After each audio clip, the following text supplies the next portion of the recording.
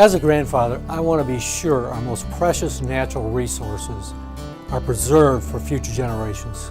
And I know that America's farmers want the same. That's why I am part of the Responsible Nutrient Management Foundation. We're working hard to increase the awareness of farm practices that will help protect our streams, fields, and the air we breathe. Because I believe affordable food and a healthy environment are the two greatest gifts I can give my grandkids and yours.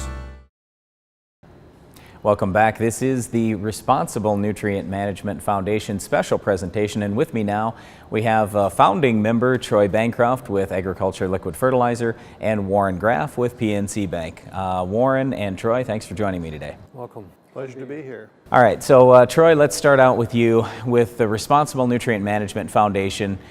You've been involved with this really from day one and probably even way before then.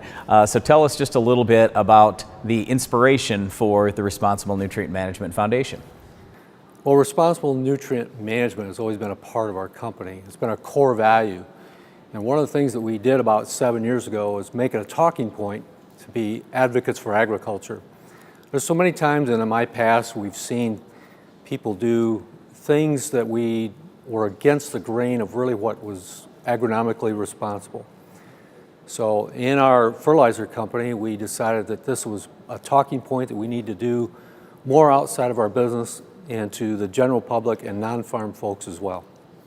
All right, so let's get a little bit more specific in that.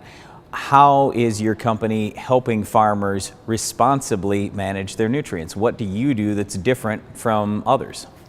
Well, one of the things we do have is we have a 780-acre research facility that really drills down on the best management practices to utilize fertilizer products and specifically agro-liquid products. And in doing so, we find the best management practices that are available today with the different tools that are out there, finding the best way to apply the nutrients that are available to the plant in the seed zone, getting a better response, and always hitting the target that we want and not over applying. Always using soil testing methods and methodology, because to non-farm folks, a soil test is just like a blood test. It just shows your highs and lows, and that's what a soil test does too, is it just shows the highs and the lows. We fertilize that crop to be grown and not over apply, and thus being less impacting on the environment. Okay, so I want to come back to this research facility you talk about. 780 acres, if you're a non-farmer, might not sound like much, but that's a tremendous amount of acres for research. Do you know how many trials you're doing roughly in a given year? There's roughly over 3,000 different tests they're doing, replicated over 5 times, that and statistically analyzed and randomly done. So we have really true, pure research that we can publish and with confidence make recommendations, so we have research-proven, farmer-trusted methodologies for what we do. Yep. All right, Warren, let's get to you. So I can understand how a fertilizer company is involved in some of these equipment companies, but what's a bank doing involved with responsible nutrient management? That's a very good question, Darren. And I guess my response to that is we know that for farmers to survive and prosper on the farm, not only do they need to practice responsible nutrient management, but they need to be responsible in managing their finances. And when we look at the economics of farming, it's very important for those farmers to produce crops at an economically efficient level. We don't want them producing an excessive amount of grain, but we also want them not to be under applying fertilizer so they're not reaching those economic benefits. So for us, what we see is farmers who practice good agronomics in the application of chemicals and fertilizer are also going to be interested in economically what's in their best interest. And we try to work with those kinds of farmers to help them understand the economics and the benefits that that provides to them in addition to the agronomic benefits. All right, so just in the last 5 years, we've had some of the highest highs, and we're also experiencing some low times. So tell us just a little bit about some of the discussions that you and your bank have with farmers as you're going through those high and low times and, you know, managing nutrients and their other resources on the farm.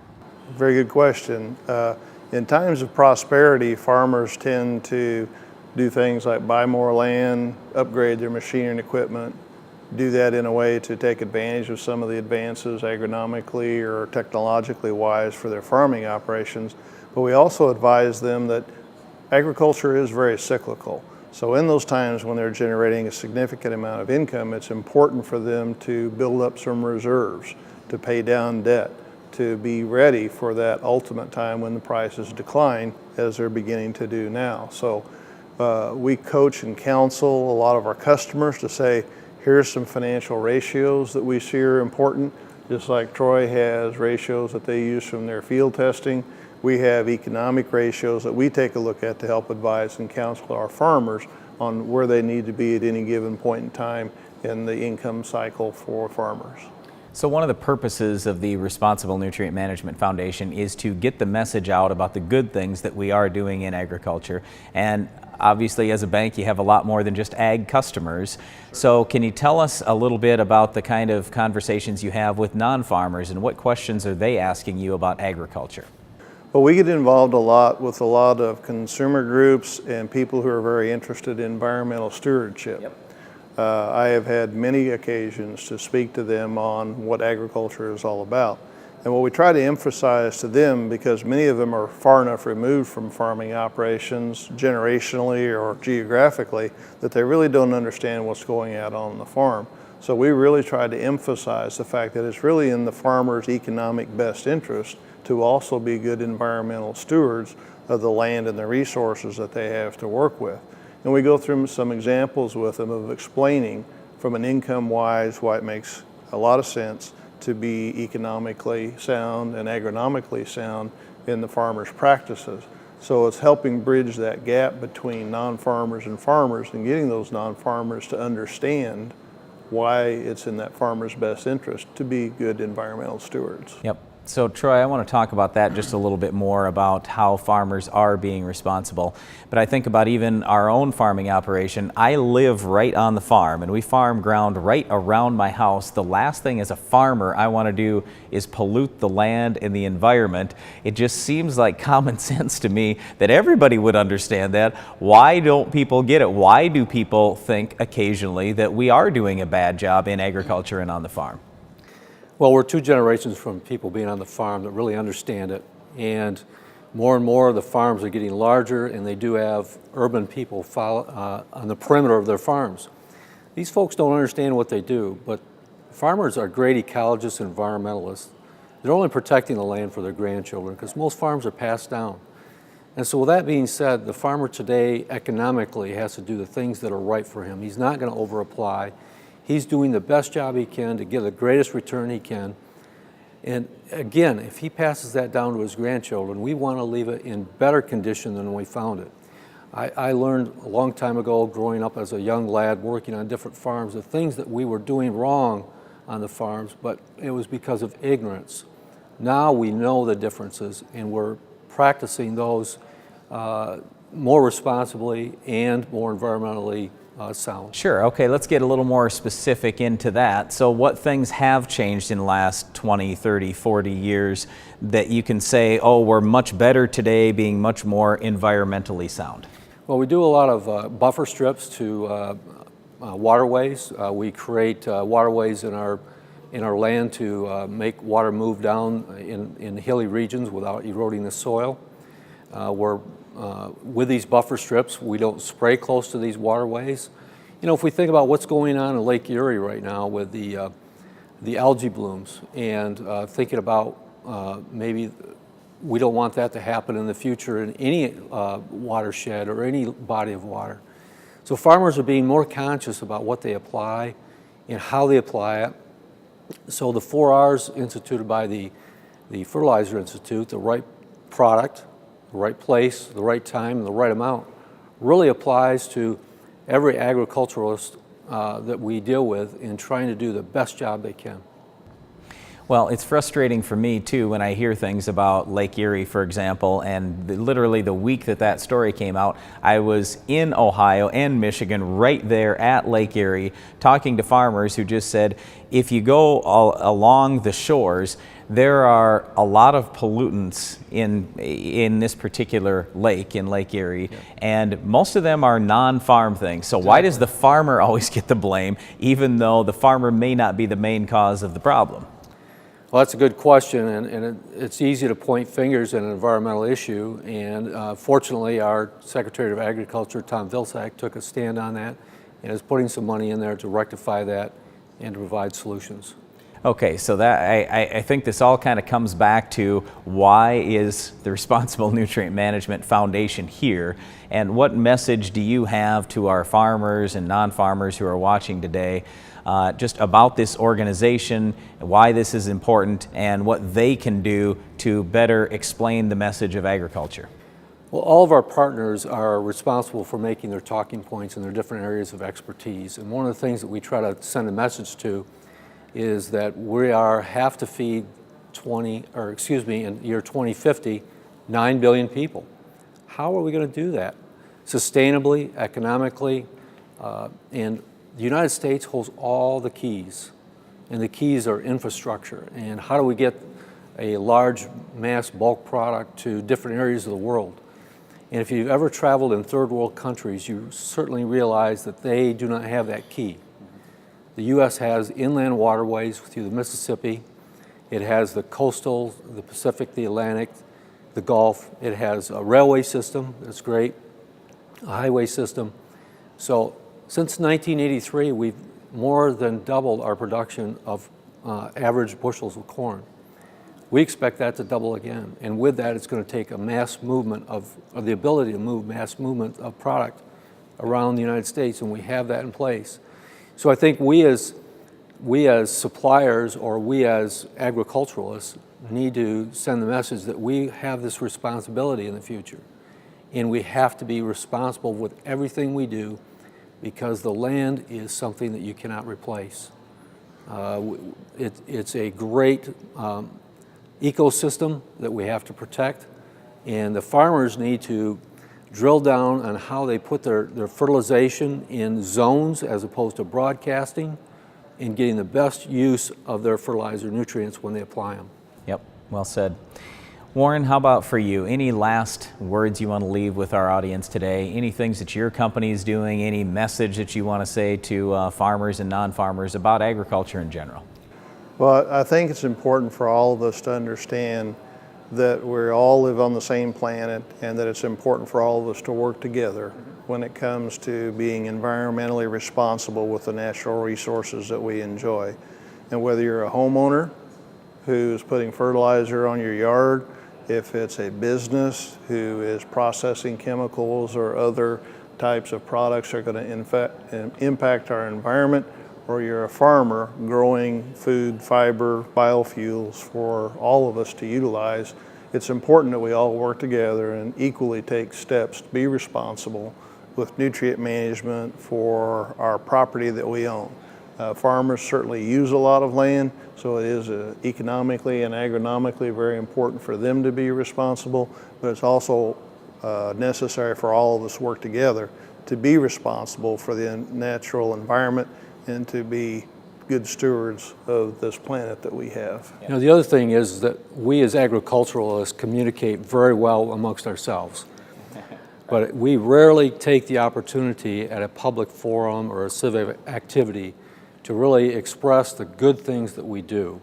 And I think we as agriculturalists have to take that responsibility. We have to take the charge and make our neighbors aware and let them feel more comfortable what we're doing, why we're doing it, and how we're protecting the land for the future. Yeah, absolutely. Yep, we often talk to farmers that, hey, we've got to manage ourselves, we've got to be very responsible, and then we need to get that message out that, yes, in the United States, we do indeed have the safest and most abundant food and water supplies in the world, and that's thanks to the American farmer, but we've got to continue with that going forward.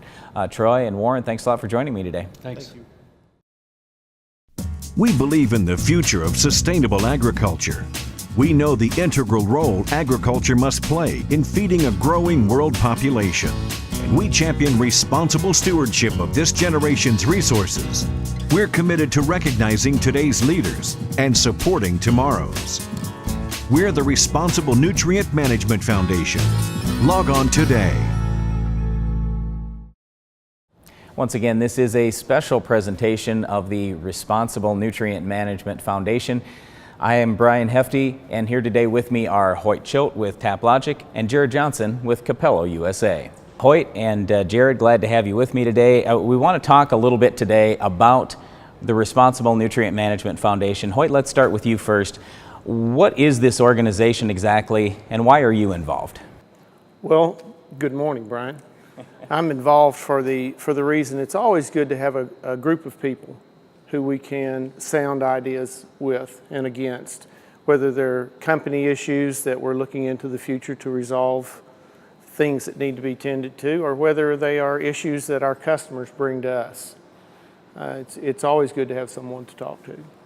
Okay, so when we look at this environment we have today in the United States and really all around the world, as farmers, we're a small percentage of the population, and for those of us in agriculture, we're a small percentage of the population. Why is the Responsible Nutrient Management Foundation important for getting that message out? The voice. And we all need that unified voice that we can present at a moment's notice. And so I think that the Responsible Nutrient Management Foundation is great for that, where we can talk again to our customers and listen to what they have to say and then translate that into something that RNMF can take to the necessary people.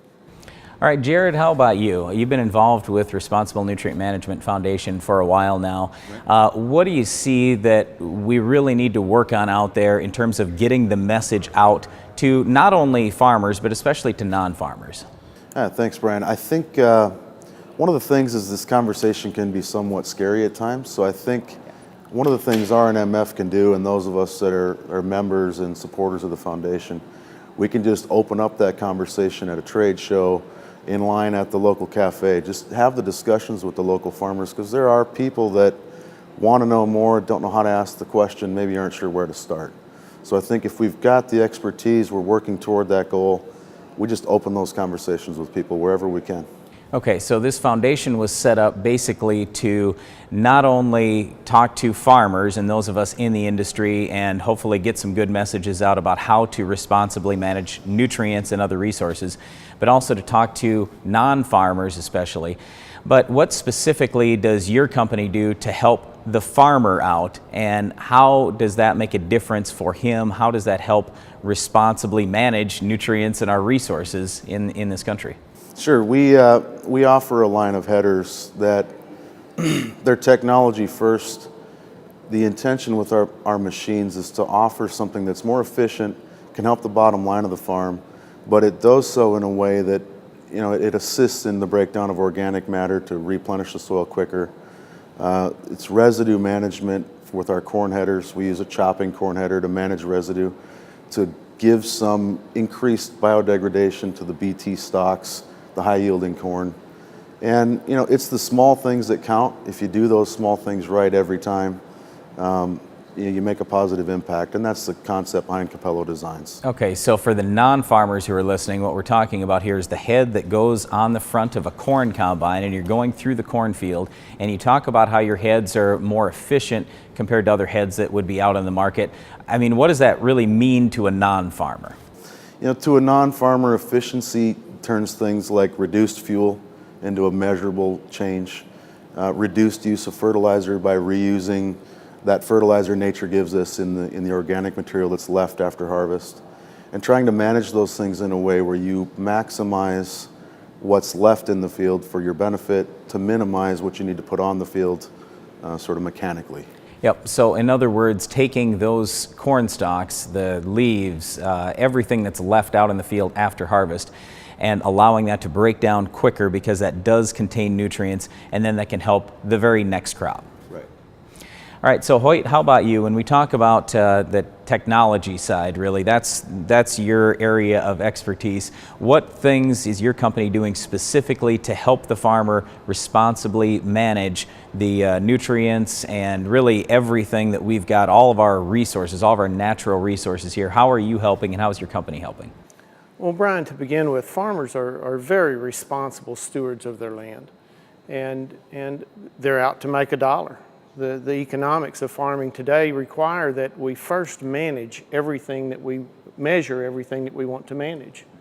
So with our Soil Test Pro product, you can go out into the field and by taking grid sampling, you know your nutrient content everywhere in your field and therefore can apply the right amount of fertilizer in the right place, therefore turning higher yields across your field. Okay, so when you talk about grid sampling, again, I'll just, to convey this to the non-farmer, what we're talking about here is if you've got an entire field, what used to happen is farmers would walk out there and they would pull a few soil samples, they'd pull some soil and they'd combine it all together and send it in for analysis. And now what your company is doing is allowing farmers and others in the industry to take a lot more than just one sample per field, right? That's correct, Brian. And in the technology world that we have today, to have these abilities on your smartphone, so it's handy in your pocket, you can go out into your field and actually measure the nutrient values everywhere in the field, place by place. So when we spread our fertilizer, we wind up putting the right amount in the right place, no excess, and yet enough everywhere to create a yield to have an economic return. Right, because the big thing, and this is something I've noticed as I've traveled around the world in a lot of foreign countries, they're still managing great big fields all the same way across the field, but you're finding lots of variance within a field, right? Every day, and with the thousands and thousands of tests that are coming into the Soil Test Pro offices, we see that variation is very wide, much more than you would think. I farm myself, and even in the fields that I've farmed for 40 years, after I grid test them, I find that I have been applying fertilizer that I didn't need to, and in some places not putting enough. Okay, so let's, from the farmer's point of view, a lot of questions I get from farmers are, what's the right grid size? Is it 5 acres? Is it 2.5 acres? Is it 1 acre? Is it 10? What do you think it is? I think it's what fits your field the best. A farmer knows his fields. He knows how to manage his fields. We're not trying to tell him how to do something different. But when you go into your field and you set a grid, the primary objective is to be able to return to that spot in coming years so that you can keep a catalog of how your soil is behaving and how the changes that you are making are affecting your soil structure. Yeah, I'm glad you said the farmer knows his fields, because I think about even in our own operation, we're farming some of the same ground that my dad did, my grandpa, and even my great-grandfather were farming some of those acres. So as farmers, we do know the ground, but we ultimately have to have that data to make the right decision when it comes to fertility. It's the same thing whether you're cutting a 2x4 to nail something together or with your cutting torch or your bandsaw. It's always good and always wise to measure first. And that's what Soil Test Pro, that's what nutrient management is all about. Know first what you have to work with and therefore then put the right amount to grow your crop. Okay, so what roughly does it cost for a farmer? Let's say I'm set up on 5-acre grids. What roughly is it going to cost a farmer to do his own soil testing and get good, complete soil tests over an acre on average? Brian, back to your previous question, if I might, just a little bit, but truly a 2.5 to a 5-acre grid is about the right size grid to put on your field. That represents things very well and keeps your cost in a very affordable range. Yep. So somewhere between, with a basic test for just the absolutely necessary information, around $4 an acre. Yep. Up to, and with the very extensive tests, you can climb your costs up to the $7 to $8 an acre range. But what do you figure the average farmer is investing? Let's say it's a corn acre. What's the average farmer investing in fertilizer in your area? You farm, how much are you investing? You know, depending upon the crop, and in a corn crop in particular, you're putting several $100s an acre, $200 an acre in fertilizer. So it's like throwing $20 bills out in your field. What I really want to do is to make sure that I put that $20 bill where it can be used. Right. There's 2 places for your fertilizer dollars, and this is something we believe strongly in. One is in the right place in the field, and the other is in your back pocket. And how often do you recommend a farmer does soil testing? I think it's up to the farmer and how intensively he chooses to manage his fields. If he has a wide variation in nutrient content in his field, then I suggest that he gets on an every other year cycle. Yeah. But many times, every 3 years is a good cycle to be on. Yep. Jared, let's come back to you. So let's talk more specifically about your corn headers. What does make them different from anything else that a farmer is going to find out on the market? Sure, we've got a few things that we think make us pretty unique. One of the first is 50 years in the industry. It's Capello's 50th year this year. They've been doing this quite a while. They've had some time to work out some kinks. They introduced chopping corn heads in the early 80s, and a chopping corn head is basically designed to eliminate extra passes in the field. Not only do that, but to chop that biomass, the stalk, while you're processing the rest of the plant. Yep. So you prevent tip overs, wind breakage, all those things. You get a nice, even, it's basically a wood chipper. You're looking for a mulched up corn plant when you're done. Yeah, one of the things that's kind of fun for me is we work with the products from both of these particular companies, and with that chopping corn head, it's one of the things I've often said, I'm never going back to a regular corn head after having the chopping head, because I did have to run the stalk chopper. So we'd go through combine, then go run the stalk chopper. We still didn't do the very best job. And one of the big things too is just the way that the head does slice the residue. It seems like, well, I know we get a lot faster breakdown in the spring than what we were doing before. Yeah, the breakdown in the fall is clear. It becomes even more clear in the spring. And of course, we strive to do the best job harvesting corn we possibly can, and that's always job number one. But the other thing that the chopping corn head really brings to the table is a much more efficient planting in the spring. Efficient in the fact that you get a better seed placement. You might be able to plant earlier in the year. You may prevent wetness or dryness depending on the seasons. But we think that each piece of a farming operation is the piece of a quilt. The whole year is a quilted together piece of art. And if you don't do one thing correctly, it may impact you for several seasons or years down the road. Yeah. So the folks at Capello are looking for a machine that's efficient, it's cost effective, and it has a positive impact on the overall farming operation. Yep, so ultimately what we're trying to do here with the technologies with both companies is not only responsibly manage nutrients and every other resource that we've got in our environment, but it's also about producing more food for our growing world. So Hoyt, is there any last thoughts you'd like to leave with our viewers today? Absolutely, Brian, and I think one of the challenges that we have in the future as farmers, we adopt more technologies, not that necessarily change the way that we farm, but that make the way we farm better. We can take a message to the general public, and I think that's incredibly important. We run that through Responsible Nutrient Management Foundation, but I would say go to school with your kids. Go back to school. Go with your kids and introduce yourself to their peers, because that's the generation that we need to become familiar to. Yep, well said. Jared, how about you? Other than to just share with you that I'm very proud to be a part of a foundation like RNMF, where the goal is to go out and do better for all, make a positive impact in something that's one of the best, proudest professions on earth, in my opinion. And I think we're doing it in small ways, but it's a big message. So I'm just excited to go out and have those conversations we talked about with people and reach that generation Hoyt's talking about. Yep. The younger kids, the folks that don't know it yet. I want to go out, make the right goals. Yeah.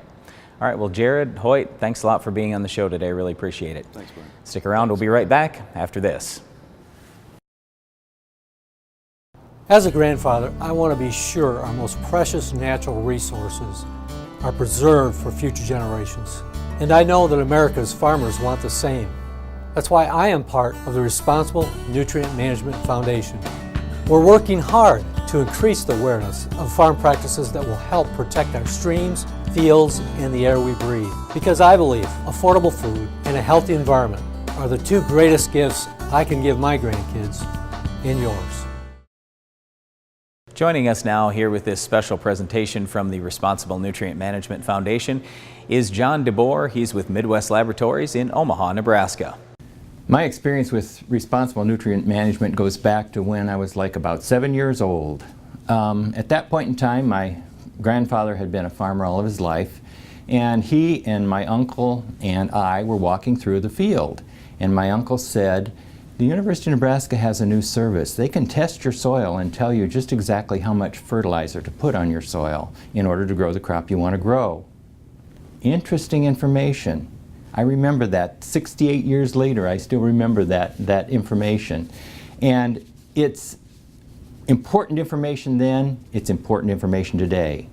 Soil testing is an integral part of determining responsible nutrient management. And Midwest Laboratories is a major soil testing laboratory, and over the years, over the 40 years of our history, we have helped farmers determine exactly how much fertilizer needs to be applied to their field to grow the crops that they want to grow.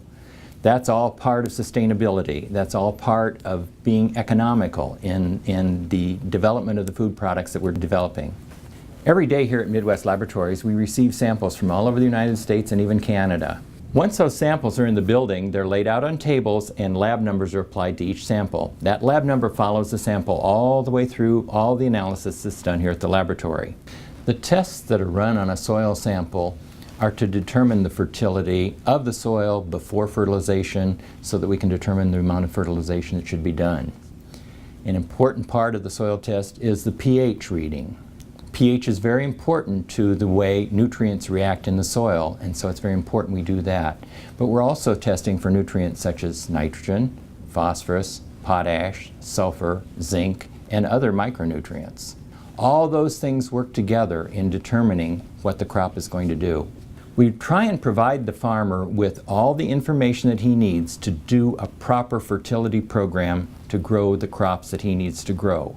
One of the advantages today is that we have global positioning, so we're doing precision agriculture, and consequently we know exactly where that sample came from.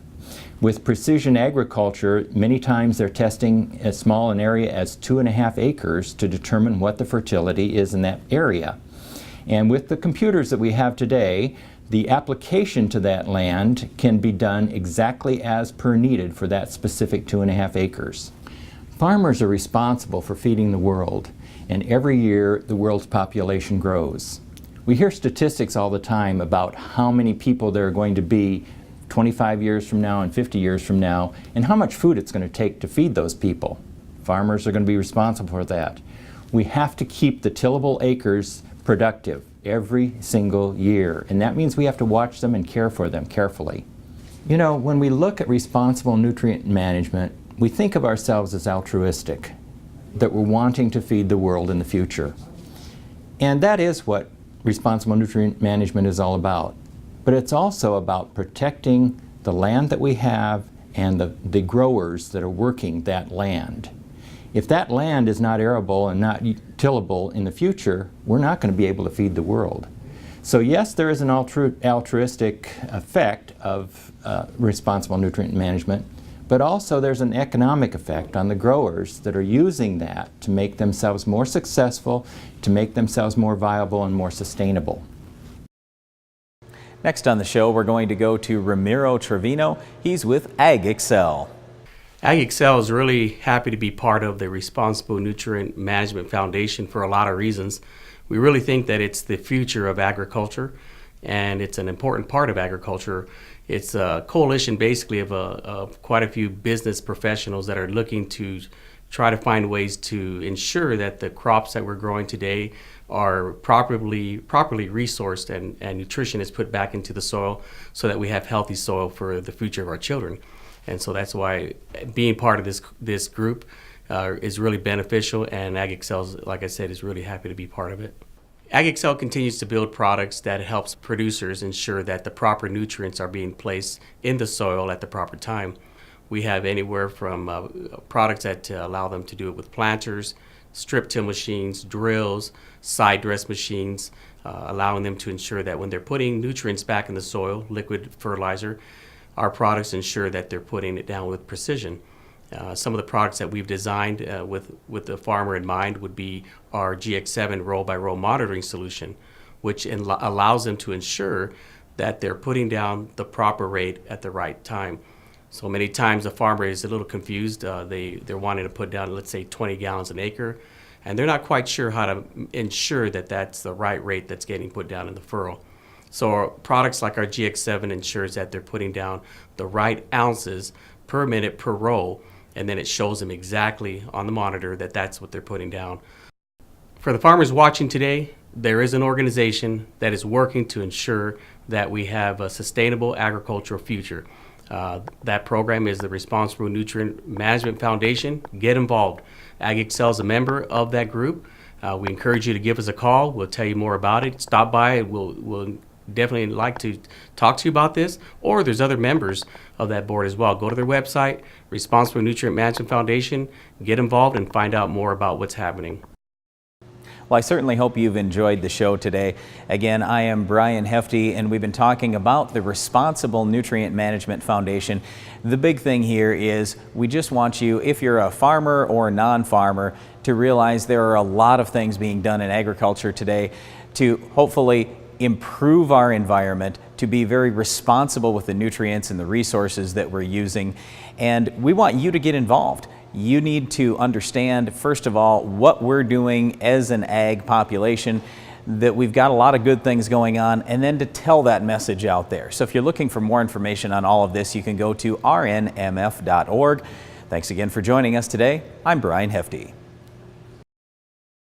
We believe in the future of sustainable agriculture. We know the integral role agriculture must play in feeding a growing world population.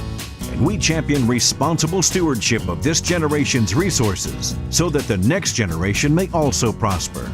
We're committed to recognizing today's leaders and supporting tomorrow's. We're the Responsible Nutrient Management Foundation. Log on today